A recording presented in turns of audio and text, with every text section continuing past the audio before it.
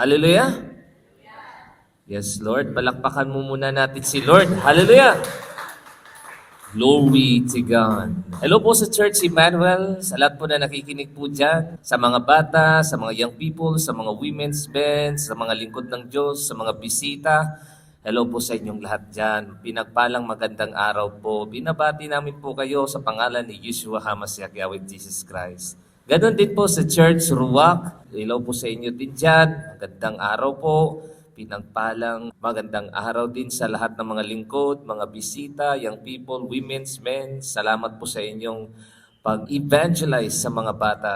Thank you po sa lahat po ng mga kapatid din natin na nakikinig po sa Facebook, YouTube, at sa mga visitors po natin sa Luzon, Visayas at Mindanao. Nakaklik po ng message na ito. Binabati namin po kayo ng magandang araw po sa inyong lahat dyan. At pwede po ba ninyong batiin Church Maranatha? Ang katabi nyo at sabihin po ninyo, magandang araw po dyan. Hallelujah! Glory to God. And the theme for today's sermon is, or Bible study, biglaang mga mabigat na pagsubok. Amen? Biglaang mga mabigat na pagsubok. Sa buwan ng April, napakabigat ang mga pagsubok na ibinigay ng mga kaaway sa atin. Amen? Pero sa tingin ko, yun ay natagumpayan pa rin natin. Amen? Kasi nga, kung hindi natin natagumpayan, wala tayo ngayon dito. Mabibigat na mga pagsubok. Gusto kong ibahagi sa inyo ang mga pagsubok na dinaanan ko sa May. Una sa lahat, nagkaroon ako ng sipon, sakit sa ulo, nagkaubo ako, 2 week, unti-unting nawawala ang boses ko, and then biyaya ng Panginoon, patuloy pa rin si Pastor Jedy naglilingkod sa Panginoon kahit kaunti na lang yung boses, pero biyaya ng Panginoon, bigyan ako ng lunas ng Panginoon. And ayun pa, isa pa sa mga pagsubok na dinaanan ko naman ngayong May, biglaang mga pagsubok, nasira ang 3 van. At pangalawa, yung bagong binili. And yung isa naman, nasira na naman. Pero biyaya ng Panginoon, inayos din ng Diyos ang van. Ilang araw, kalipas, binigyan ako ng panaginip ng Panginoon kasi nanalangin ako kay Lord.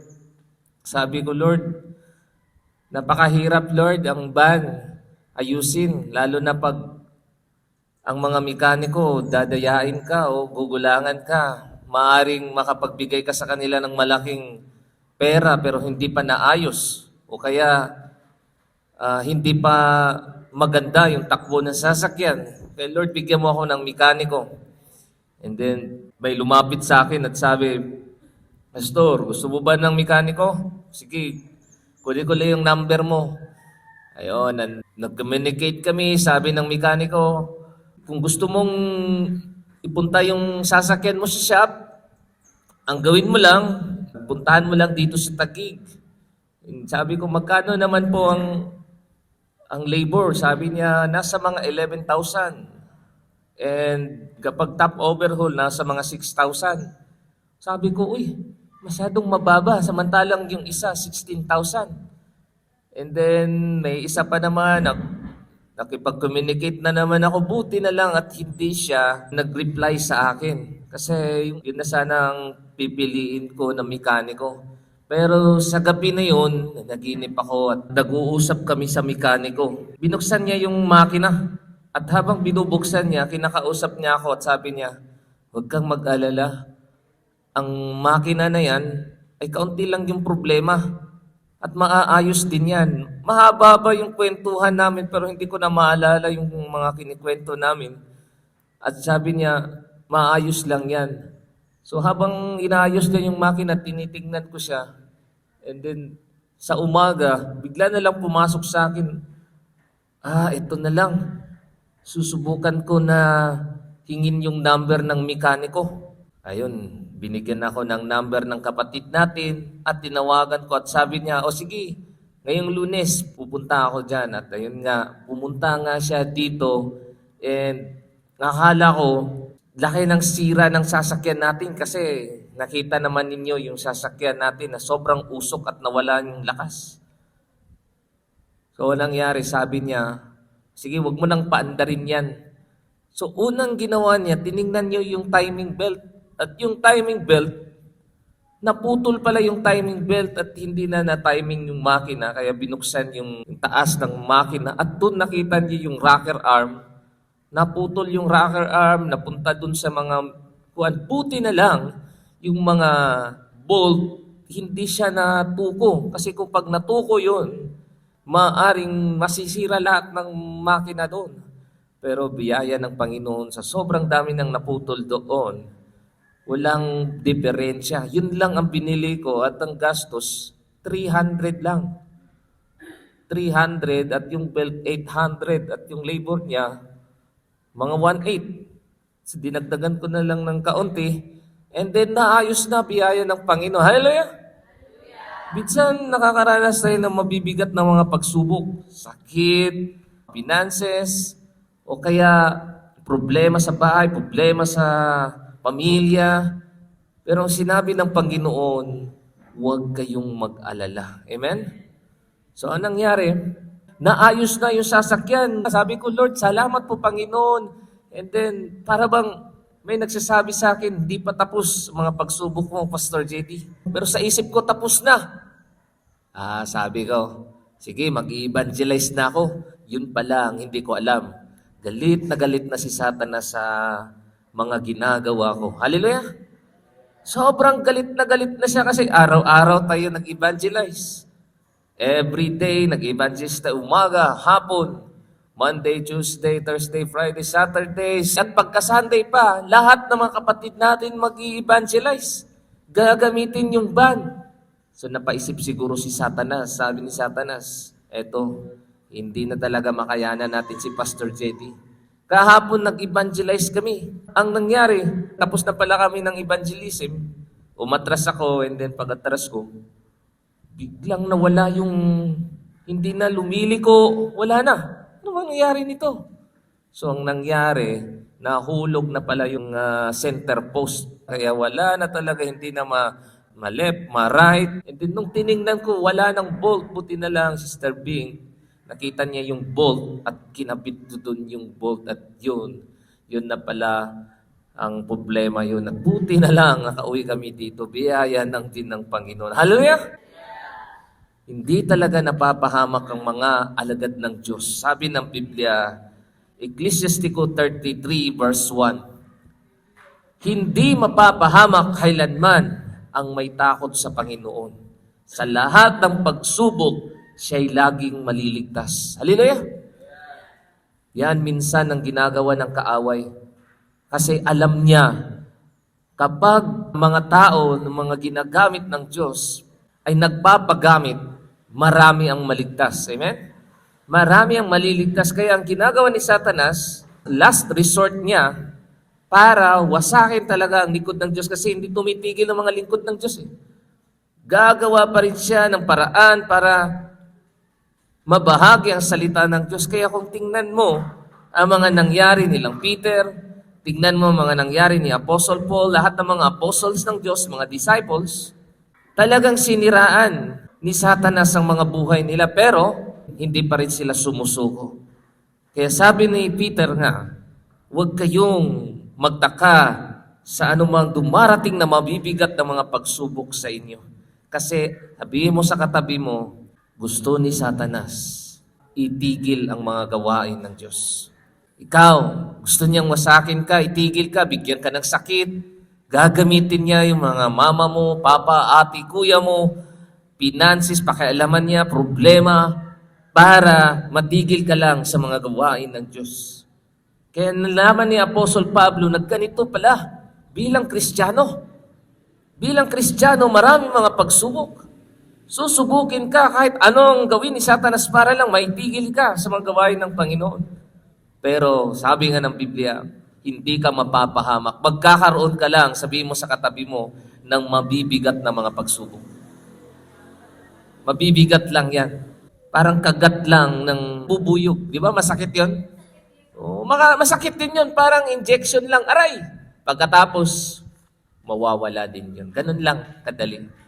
Huwag kayong, wala na akong pag-asa. Ano ba nangyari sa ganito ng mga problema? Kasi gusto ni Satanas, sisihin mo ang Diyos, magdududa ka, mag-aalinlangan ka, sasabihin mo sa Panginoon, ano ba nangyari nito, Panginoon?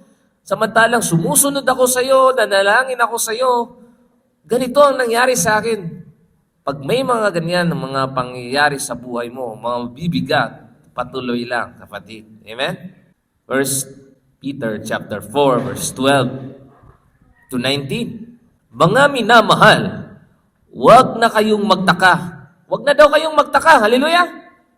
Sa mabibigat na pagsubok na inyong dinaranas, na para bang ito'y di pangkaraniwan. Parang pangkaraniwan ang nangyari. Agaya na nangyari sa buhay ko. Nagkaroon ako ng sipon, wala na akong boses. Ano ba to? 2 week, wala ng boses. Nasira yung mga band ko, wala na. Bakit ba kaya nangyayari to? Huwag na kayong magtaka. Sabihin mo, si Satanas ay gusto niyang itigil ang mga gawain ng Diyos. Pero hindi siya nagiging successful. Hindi pwedeng pahintulutan ng Diyos na matigil ang mga gawain ng Diyos. Kaya, sabi ni Apostle Pablo, huwag na kayong magtaka. Hindi na kayo mag-aalinlangan. Ano ba nangyari? Huwag niyong sabihin na, Lord, ikaw ang dahilan nito. Mga dinanas niyo, mga pagsubok na yan. Leading ko, mga minamahal, ikaw yan. Sabihin mo lang, ikaw yan. Huwag na kayong magtaka sa mabibigat na pagsubok. Ano yung mga bibigat na pagsubok? Baka sa mga sakit mo ba, problema mo ba, anak mo ba, sa mga taong sinusubok dyan, huwag na kayong magtaka. Sa inyong dinaranas na para bang ito'y di pangkaraniwan. Sa halip, magalak kayo sa inyong pakikipagbahagi sa mga paghihirap ni Kristo upang maging lubos ang inyong kagalakan kapag nahayag na ang kanyang kaluwalhatian. Hallelujah! Tuloy lang. Sabi ng Diyos, pinagpala kayo kung kayo'y kinukutya dahil kay Kristo. May mga tao kasi na mga baguhan pa, ng mga Christian, na hindi nila naintindihan. Minsan, tumitigil na sila sa kanilang pagiging Christian at sinasabi nila, ayoko na maging Christian, samantalang hindi ako Christian noon, pinagpapala ako eh. Pinagpapala ako. Pero hindi niya alam. Gawa yun ng mga kaaway noon. Pinagpapala ka ni Satanas para mag-inom ka ng beer, kaagastos ka gan. Ngayon, nung sumunod ka na sa Panginoon, para bang sinasabi mo, bakit ba hindi umaangat ang buhay ko? Alam mo, alam ni Satanas kapag aangat ang buhay mo, magkakaroon ka ng maraming blessings, marami kang tutulungan ng mga tao. Kaya sinasabi ni Satanas sa mga demonyo niya, itigil yan. Itigil niya ng mga pagpapala niya, lalong pupurihin niya ang Panginoon. Itigil yan. Sige. Di ba si Job, sinubok ng kaaway? Pero sa halip na sumpain niya ang Panginoon, hindi niya sinumpa. Pinuri niya ang Panginoon. Hindi niya sinisi. At hanggang binigyan siya ng biyaya ng Diyos. Pagkatapos kasi ng mga pagsubok na yan, halimbawa, ganito, pagkatapos ng pagsubok ko, ibibigay ng Diyos yan mga blessings sa inyo. Hallelujah. So, naiintindihan ko po sa aking paglalakbay, sa pagtuturo, sa ilang taon ng pagtuturo bilang pastor, ang pamaraan ni Satanas, uunahin niya yung mga lingkod ng Diyos.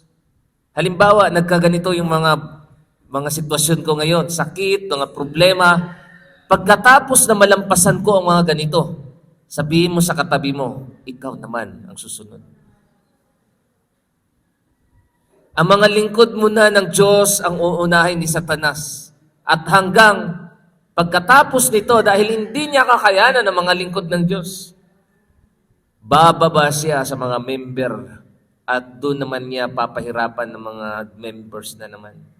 Pag hindi niyo kaya yan, kapatid, maaaring hihinto ka sa pananampalataya. Kaya nga, napaka-importante na i-encourage ko kayo kasi alam ko mga ganito na mga bagay. Maraming beses na akong sinubok ng kaaway at pagkatapos ko nito, members naman ng Diyos ang pinakailaman ni Satanas.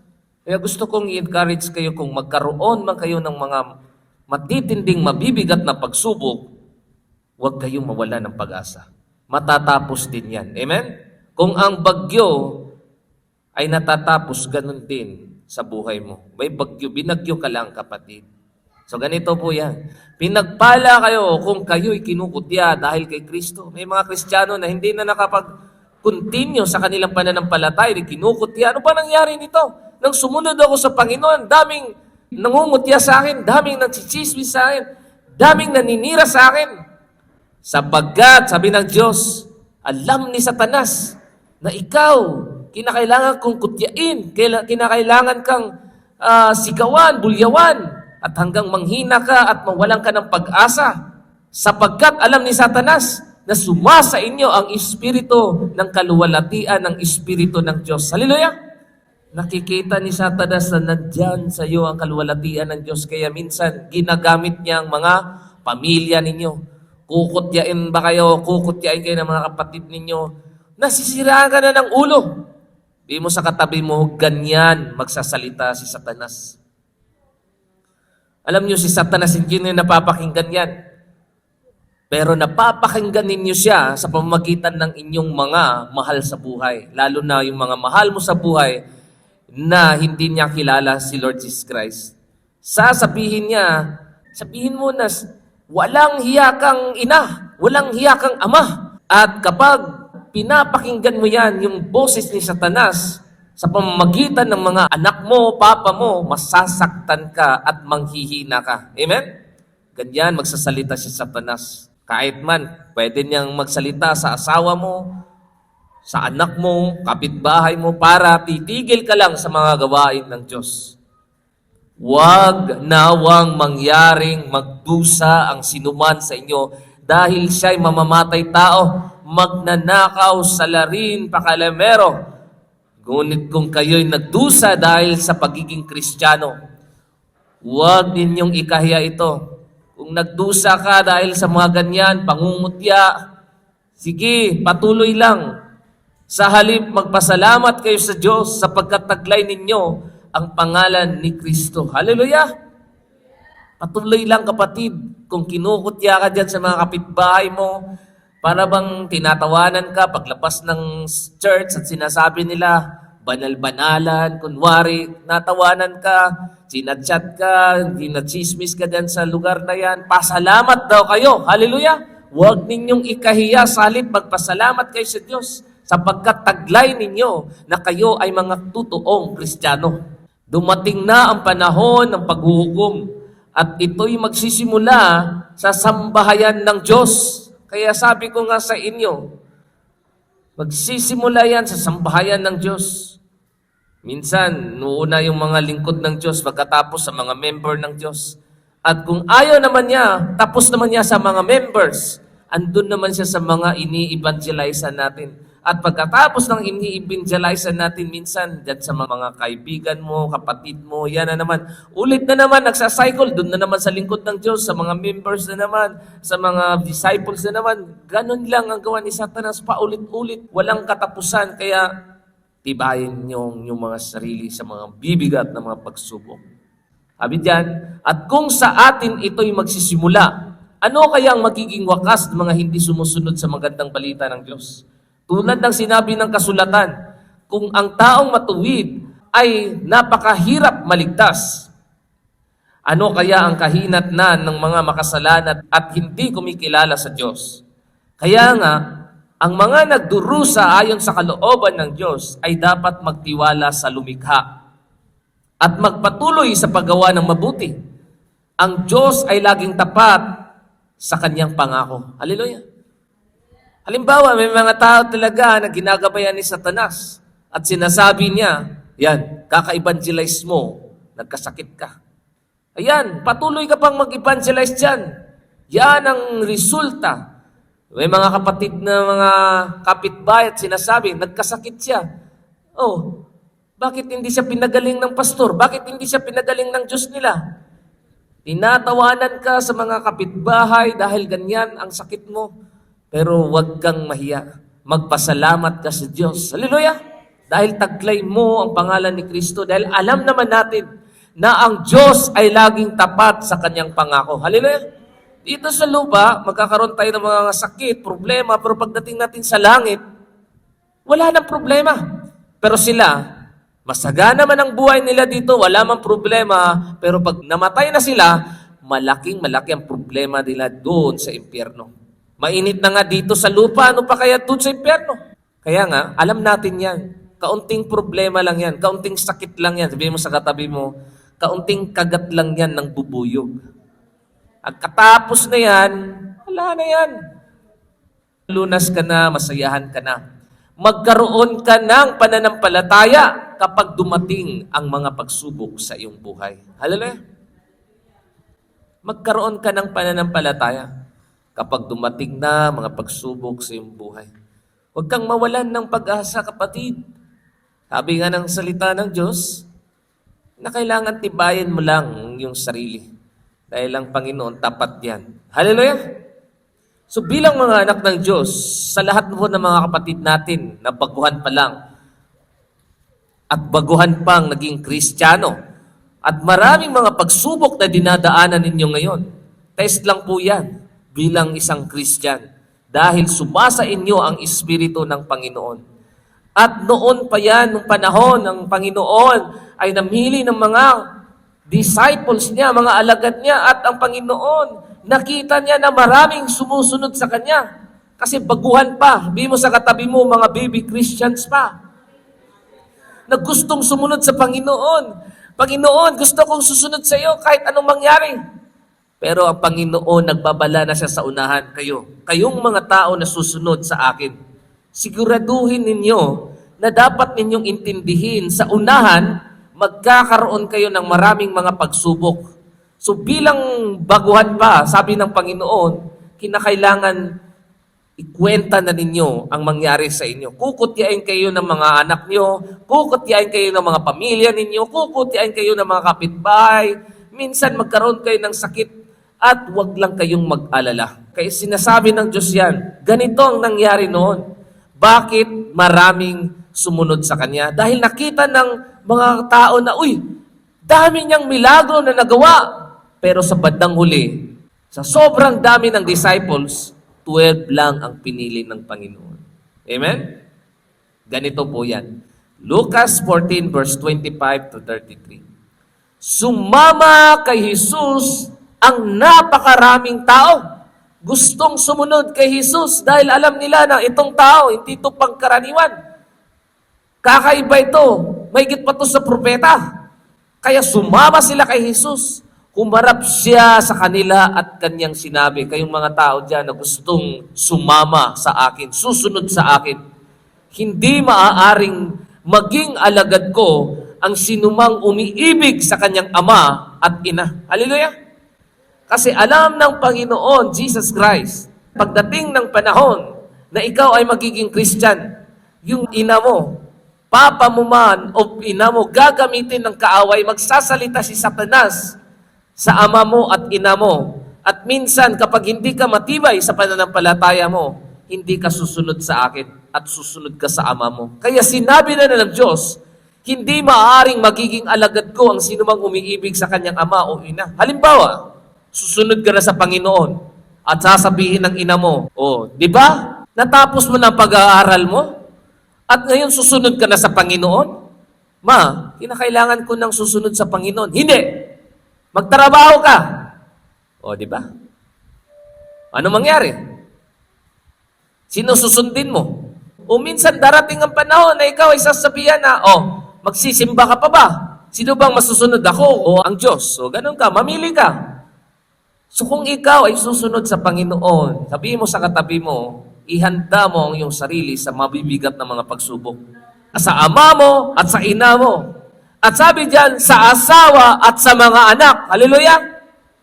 Asawa mo na ayaw magpasakop sa Maranatha, sa Ruach at Emmanuel. At sasabihin nila, kayo lang ba ang maligtas? Kami.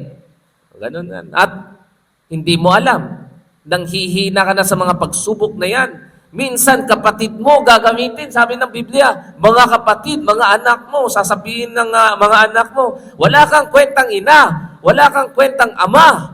Nagsasalita na pala si Satanas at ikaw, iyak na iyak ka. Mga kapatid mo, tumigil ka na dyan. Hindi totoo yung propeta na yan ang pinagsasabi nila. At maging sa sarili niyang buhay ng higit sa akin. Hindi ka kaaya-aya, hindi ka pwede sa harapan ng Diyos kung iniibig mo pa ang sarili mo, mama, papa, ate mo. Kaya paghandaan mo ito kung ikaw ay magiging Kristiyano. Yan ang mabibigat na mga pagsubok sa buhay mo. Lalo na ang sarili mo. Halimbawa, nakapag-graduate ka na at gusto ka nang sumunod sa Panginoon. Nasasayangan ka sa school mo, nasasayangan ka, Lord. Kinakailangan mong magdesisyon. Kwentahin mo. Dahil mabibigat na pagsubok yan pagdating ng panahon. Pero hindi ka mahihirapan kung talagang mahal mo ang Diyos. Amen? Kasi sa lahat ng mga pagsubok na yan, susundin mo pa rin ang Panginoon. Ang hindi nagpapasaan ng sarili niyang krus at susunod sa akin ay hindi maaaring maging alagad ko. Sa sobrang dami ng gustong sumunod sa Panginoon, napaisip sila, hindi mo na ako susunod sa Panginoon. Sa isip siguro nila. Kung ang isa sa inyo ay nagbabalak na magtayo ng tore o bahay, hindi ba siya uupo muna upang magplano at kwentahin kung magkano ang magastos niya upang matiyak kung may sapat siyang pera para maitapos ang kanyang ipapatayo? Kung kayo ay gagawa ng bahay, sigurado kwentahin niyo yung 2x2, mga pako, mga yero, mga simento, mga buhangin. Kwentahin niyo yan. Ilang kayang gastos? 50,000. Kakayanin kaya to? 50,000? Maglo-loan kaya ako? Hihiram kaya ako ng pera para matapos to? Di ba? Kapag kayo nagpaplano, gagawa ko ng bahay. So, kukwentahin mo yan. Ganon din ang sinasabi ng Diyos sa atin. Kung tayo ay magpapatuloy sa pananampalataya, dapat nating kwentahin ang mga ganyan na mga bagay. Sabi mo sa katabi mo, sakit, problema, mga pagsubok, finances. Yan. Pagsubok lang yan, pero malalampasan mo din yan. Sabi ng Diyos, baka matapos mailagay ang mga pundasyon, ano na, may pundasyon na, ay hindi naman mayari ang tore. May pundasyon pero walang tore, walang haligi. Siya'y kukutyain lamang ng lahat ng makakakita niyon. Sasabihin ng mga tao, ayan nagawa-gawa siya ng bahay dyan, sinabi niya na, aalis na ako sa bahay. Aalis na ako sa bahay kasi magsarili na akong bahay. Hanggang ngayon, wala pa ring bahay. Amen? Nakatira pa rin sa ina. Ay, wala pa rin nagawa sa buhay. Kasi nga, sinasabi niya, magagawa ko lang yan ng 1 buwan. Kayang-kaya ko yan. Sa isip lang niya yon. Pero nangyari, kinutya siya ng mga tao at sinabi, kala ko magawa mo, hindi mo pala magawa. Puro salita ka lang. Di ba? Siya ay kukutyain lamang ng lahat ng makakita nyo. Sasabihin nila, ang taong ito, nagsisimulang magtayo, ngunit hindi naman naitapos.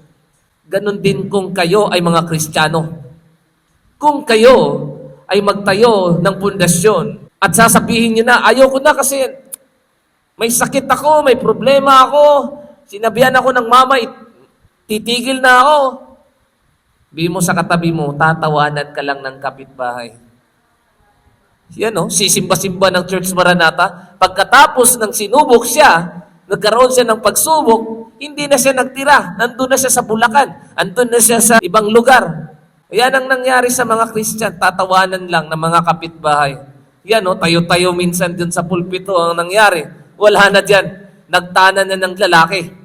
O sinong hari na nakikipagdigma sa kapwa-hari ang hindi mo na maupo upang magpag-aralan mabuti kung kaya niya? Kaya kung ikaw, bilang Kristiyano, dapat pag-aralan mo talaga yan. Uy, darating ang pagsubok sa buhay ko. Maaring kutyain ako. At kung hindi ready ang puso mo, maaring hindi ka na makapag-continue. Amen? Gamit ang 10,000 niyang kawal na sumago pa sa labanan na may 2,000 kawal, pag-aralan niya yun. At kung hindi niya kaya, malayo pa ang kalaban ay magsusugo na siya ng kinatawan upang makipagsundo. Ayaw ko na, hindi ko na kaya. So, pinaplano niya. Gayon din naman, hindi maaring maging alagad ko ang sinuman kung hindi niya tatalikuran ang lahat ng kanyang buhay. Hallelujah! Expected na yan bilang mga Kristiyano na magkaroon tayo ng maraming pagsubok sa buhay. Pero, ang mga pagsubok na yan, gawin mong positive. Amen? Dahil kapag ikaw ay makakapagtagumpay ng mga pagsubok, anong mangyari sa'yo? Lalago ka sa pananampalataya. Alam ko, bawat isa sa inyo may mga pagsubok yan. Amen? Iba't iba ang mga pagsubok natin. Ewan ko kung anong pagsubok mo sa buhay. Sa akin, sinabi ko ngayon sa pagsubok ko, pero alam ko, malaki din ang pagsubok mo. Maaring mas malaki pa ang pagsubok mo kaysa akin. Amen? Maaring sinusubok ka ngayon ng finances. Maaring sinusubok ka ng asawa mo, pamilya mo, anak mo.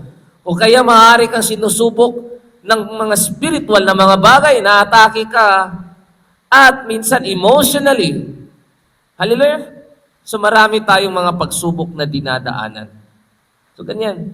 Pero tingnan mo naman ang buhay mo ngayon. Habang tinatagumpayan natin ang mga pagsubok na yan, hindi ba tayo lumalago? Hallelujah!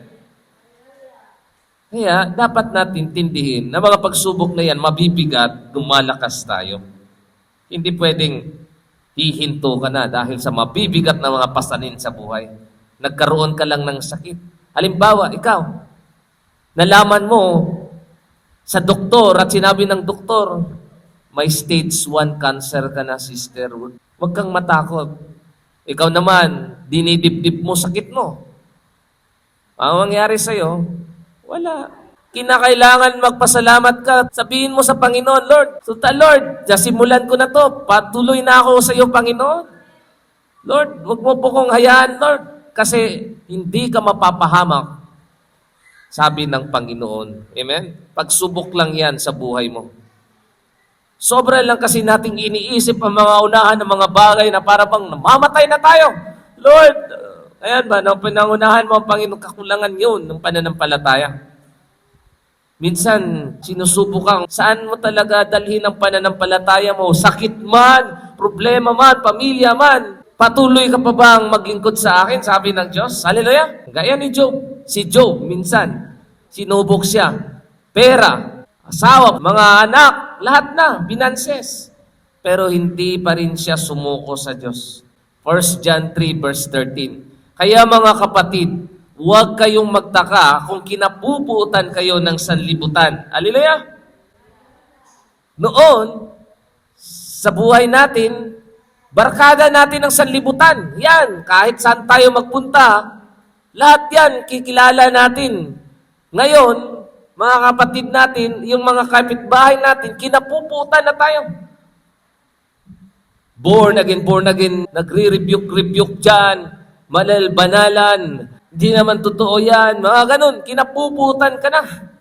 Pero sa totoo, yan ang mga pagsubok sa buhay natin. Napuputan tayo. Amen? Mabibigat na mga pagsubok. Sino ba sinusubok sa inyo dito? Lahat tayo sinusubok ng Diyos. Amen? Lalo na kapag marami kang mga ginagawa sa Panginoon. Susubukin ka, saan talaga dadalhin mo ang pananampalataya mo. Kasi gusto lang ni Satanas na maitigil ang mga gawain ng Diyos. At sasabihin niya, sige, sumpain mo ang Panginoon. Ito, sa mga baby Christian po na nakikinig po ngayon, na baguhan pa lang naging Christian, huwag kayong susuko sa pananampalataya ninyo kasi naranasan namin ito noon. At marami pa rin ng mga tao na hindi nila to siniseryoso kasi ganito pong sinabi ng Diyos, kapupuutan ka ng kapitbahay mo, ang sanlibutan, kaibigan mo. Di ba, subukan mo mag-evangelize ng kaibigan mo, best friend mo. Minsan, may mga kaibigan, nakapuputan ka, manahimik ka pre, ayaw ko na makinig ng mga ganyan. Gusto ko pang mag-inom, gusto ko pang mag-bisyo, bakit pang binabago? Di ba, akala mo, simpleng-simpleng, maakayin mo lang sila, pero kinapuputan ka na ng mga tao. Minsan kasi, sinasaniban sila ni Satanas, nagre-react yung espiritu nila, at sinasabi, huwag kang makinig dyan, huwag ka dyan, maliligtas ka. Iyaan ba ni Satanas yan na maligtas siya? Kaya struggle yan, di basta-bastang Kunin mo lang yan na diretso-diretso, makuha mo yan. Kinakailangan mo kalagan yan unti-unti sa prayers, fasting. Mateo 10 verse 36 to 37. At ang magiging kaaway ng isang tao ay kanya na ring mismong mga kasambahay. Kasambahay mo magiging kaaway mo. Lalo na kapag siya ay natatakan na ng halimaw. Kaya bless na bless kayo dito sa Maranatha Church. Bakit? Buong-buo kayo nagsisimba pamilya. Doon sa amin, may mga tao na talagang pinipersecute sila sa kanilang mga magulang. Minsan, binabawalan silang magsimba. Minsan, pinapatigil sila. Pero dito, dapat kayo magpasalamat sa Panginoon. Nadadala ninyo ang mga asawa ninyo, mga anak ninyo. Pero may mga tao talaga na ginagamit ng kaaway. Kinukutya yung mga asawa. Huwag kayong simba dyan. Evangelize. Verse 37. Ang umiibig sa kanyang ama o ina ng higit sa akin ay hindi karapat-dapat sa akin. Yan, mabibigat na pagsubok yan. Siyempre, iniibig mo asawa mo. Sino ba talagang sundin ko? Asawa ko, ang Panginoon. Mabigat yan. Ang umiibig sa kanyang anak ng higit sa akin ay hindi karapat-dapat sa akin. Hallelujah! Masyadong mabigat na pagsubok yan sa buhay mo.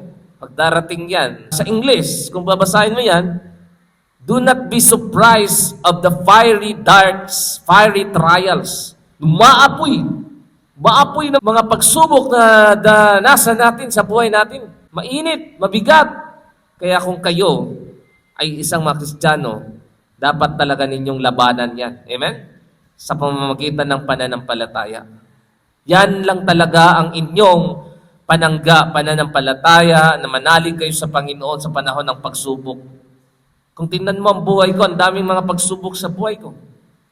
Hindi lang ninyo naranakan yan, pero may mga panahon talaga na mabibigat din na mga pagsubok na dinadaanan ko.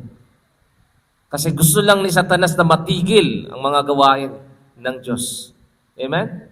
Kung tingnan mo sila ang Apostol Pablo, ayaw pa rin itigil nila ang mga gawain ng Diyos. Sabi ni Satanas, ito ang gagawin ko sa iyo. Sobrang ginamit ka na ng Panginoon. Kaya ang last resort na gagawin ni Satanas kasi ayaw talagang manahimik ang lingkod ng Diyos.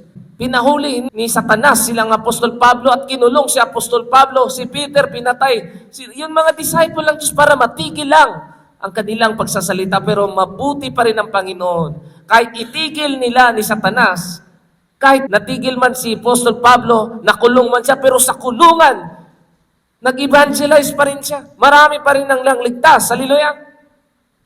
Pwede mang itigil ni Satanas yan.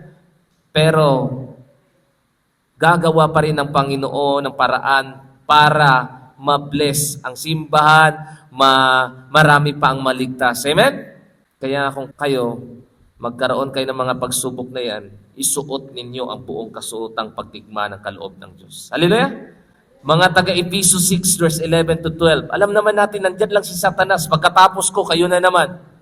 Isuot ninyo ang buong kasuotang pangdigma ng kaloob ng Diyos upang mapaglabanan ninyo ang pakana ng dyablo sapagkat hindi tayo nakikipaglaban sa mga tao, kundi sa mga pinuno, sa mga makapangyarihan, sa mga tagapamahala ng kadilimang umiiral sa sanlibutan ito, sa mga hukbong espiritual na kasamaang sa himpapawid. Hallelujah! Andyan lang yan si Satanas sa tabi-tabi. Naghahanap ng mga malalapan niya. Sino naman ang susunod? Ito na naman, oh. Sige, titigil ka talaga ngayon. Tingnan mo ang nangyari sa'yo. Bigla na lang, surprise! Sabi ni Satanas, surprise! Yan, gulat ka ngayon. Ikaw naman, wala kang pananampalataya, talagang goodbye ka. Sabihin mo sa katabi mo, goodbye ka. Ganon talaga yan. Si Satanas kasi nagsusupresa yan sa atin. Nakala mo talaga simple-simple lang ang kanyang ginagawa. Biglaan. Ganon ka na lang. Hala, anong nangyari sa akin? Kasi nga, hindi mo sineryoso salita ng Diyos. Ephesians 6 verse 16 to 18. Above all, carry the shield of faith so that you can extinguish. Kung mayroong fire extinguisher, yan ang pananampalataya. The flaming arrows of the evil one. Kasi yung araw ni Satanas, yan ang mga sumpa niya sa iyo. Sumpa. Kulang ka kasi sa pananampalataya, sumpain ka niya. Kasi sa panahon ng April, Kung tingnan mo ang nangyari sa April, merong tinatawag na Ramadan. Nag-fasting sila. May mga tao na nagproseso doon. Ang kanilang mga prayers, nagiging sumpa yun sa atin. At kung di ka mag-iingat bilang lingkod ng Diyos, wala kang fasting, wala kang pananampalataya, matatamaan ka din. Lalo na kapag marami kang mga kaaway.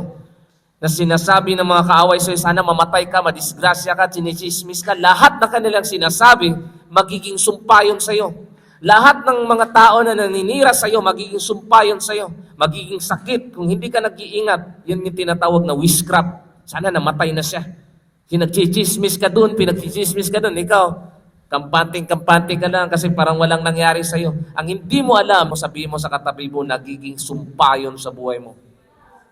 Kung hindi ka mag-iingat, matatamaan ka nun. Amen? Shield of faith. Araw-araw yan, lumilipad. Umaga, hapon, gabi. Walang tigil na lipad yan, kahit sa panaginip. Lumilipad. Sabi nga ng Biblia, Psalms 91 verse 5 to 6, Thou shalt not be afraid of the terror by night. Sa gabi, lumilipad yan. For the arrow that flies by day. Sa umaga, lumilipad ang araw, mga sumpa, mga salita nila. Ay sabi ng Biblia, life and death is under the power of the tongue. Hindi mo alam, may mga tao nagsasabi sa iyo, sana mamatay na yung tao na yan. At ang nangyari sa iyo, magkakatotoo yan kung hindi ka mag-iingat. Hallelujah! Sana madisgrasya niya yung ban nila dyan. Mamamatay silang lahat dyan. Yung kanyang mga sinasabi, mangyayari. Sana makakuan yan, masagasahan yan sila. Ang nangyari sa iyo, tawa-tawa ka lang at wala kang pananampalataya. Sabihin mo sa katabi mo, matatamaan ka. Verse 6, Nor the pestilence that walketh in darkness, naglalakad ng mga parian sa mga kadiliman, nor the distraction that wasted at noonday. Sa tanghali, sa umaga, sa gabi, nandyan yan, nagliliparan yan, at ikaw, kinakailangan mong ingatan ang iyong sarili. Hallelujah. 1 Peter chapter 4, verse 12 to 13. Mga minamahal, huwag kayong magtaka sa mabibigat na pagsubok na iyong dinaranas.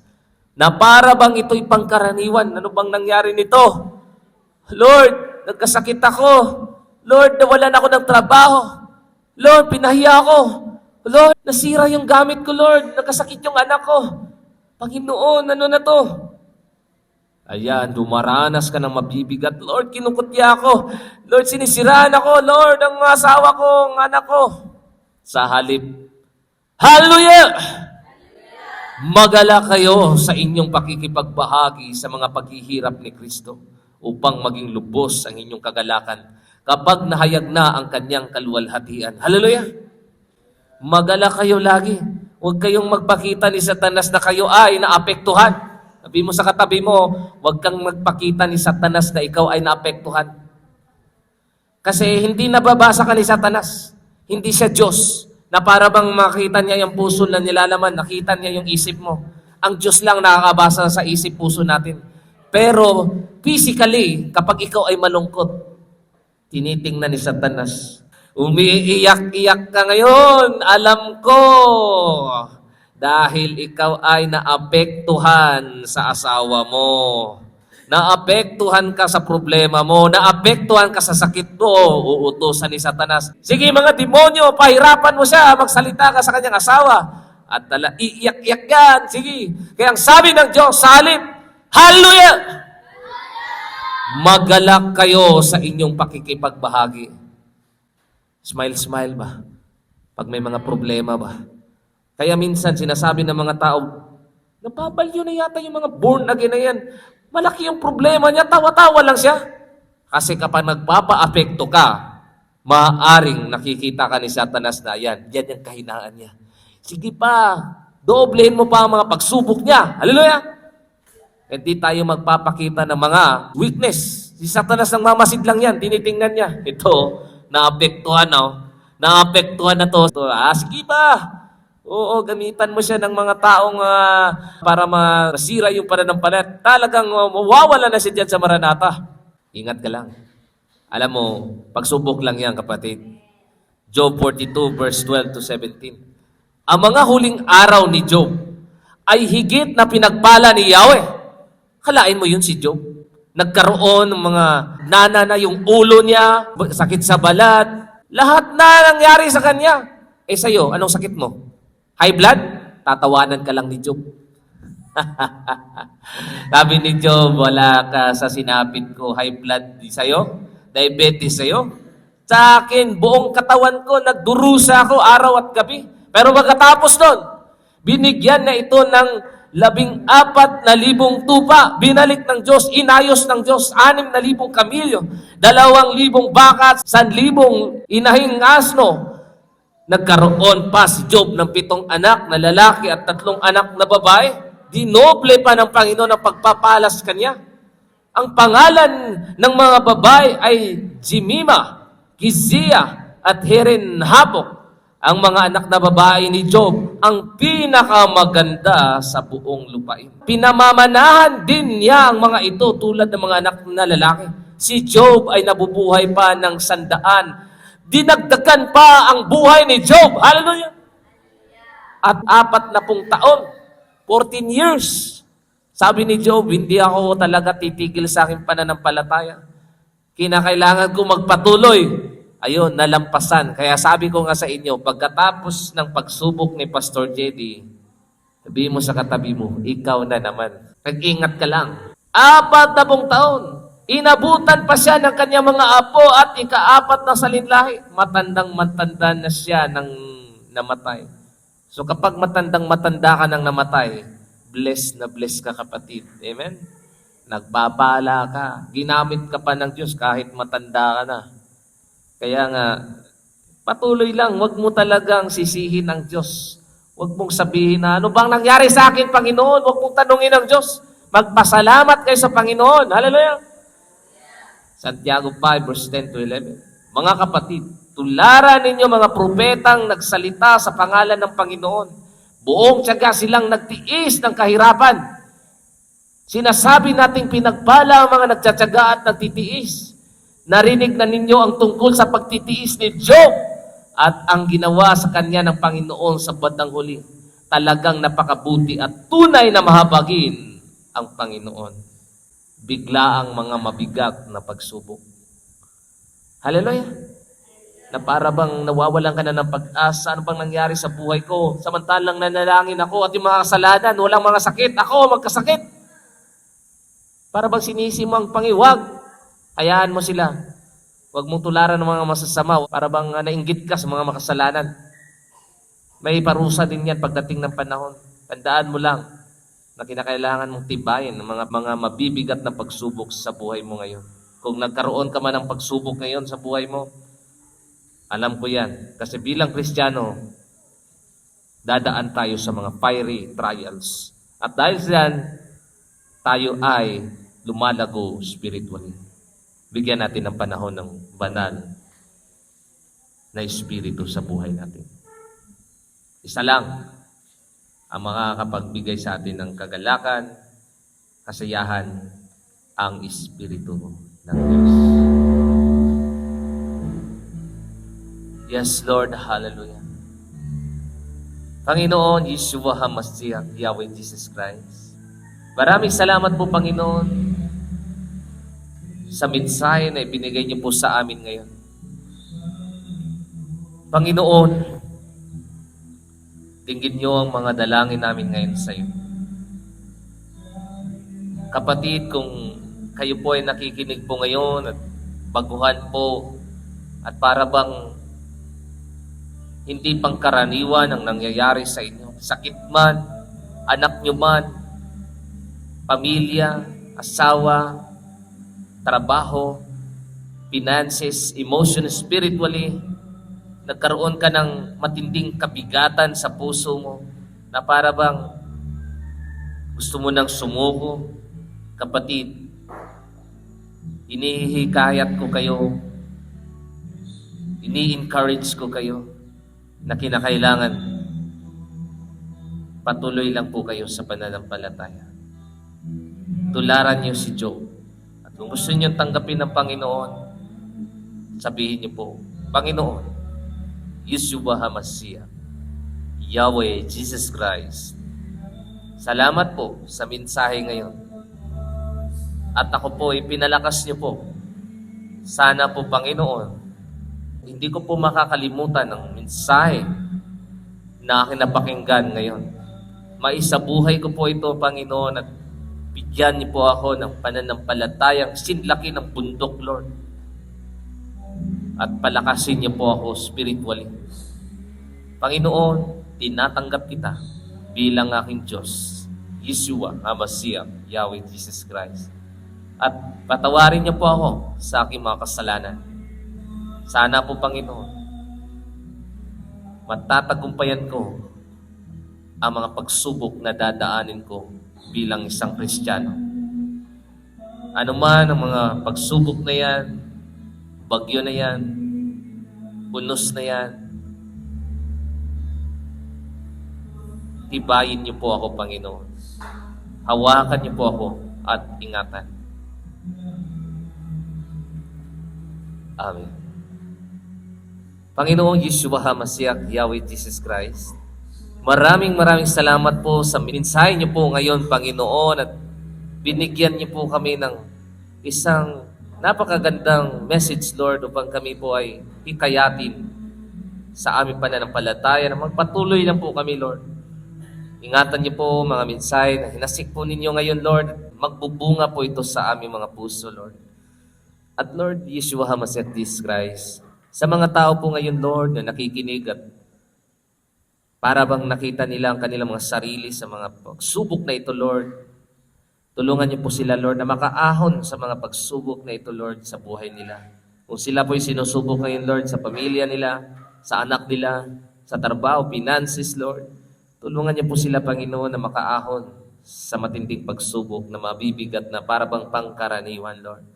Palakasin niyo bawat isa sa amin, Panginoon, Maranatha, Church Ruach, Emmanuel, sa lahat ng mga lingkod po, Panginoon, bigyan niyo po sila ng lakas at ingatan, Lord, sa lumang uring mga pagsubok, Lord, na hindi nila makayanan. Magbigay po kayo ng way, daan, Lord, ano mga pagsubok na hindi nila makayanan.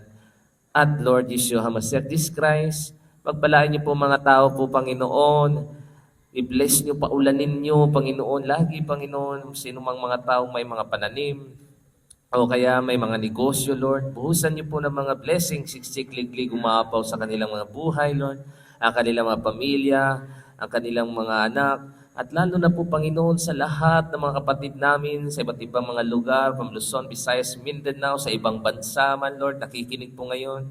Ingatan niyo po sila, Panginoon, pagpalain at i-bless niyo ang kanilang pamilya, Panginoon. Salamat po sa mensahe po ngayon, Lord. Sa mga lingkod niyo po, Panginoon, bigyan ng lakas, Lord. And Lord, I pray sa Church Maranatha, Ruach at Emmanuel. Lord, sino man ang may pakiramdam ngayon, may sakit ngayon, Lord, na kanilang dinadala, Panginoon, tinutunaw ko ito, Lord, sa pangalan ni Yeshua HaMashiach, Jesus Christ of Nazareth, at mabura at mawala sa kanilang katawan, Lord. Bigyan niyo po sila ng doktor o sino man mga tao, Lord, na gagamitin mo para mabalik ang kanilang kalusugan at Lord, mas lalo mo po silang gamitin at bigyan ng mahabang buhay para magamit po sa iyong kalwalhatian. Maraming salamat po, Panginoon, sa lahat, Lord, at binabalik namin ang ito sa pangalan ni Yeshua HaMashiach, Yahweh Jesus Christ. Glory to God. Amen. Hallelujah!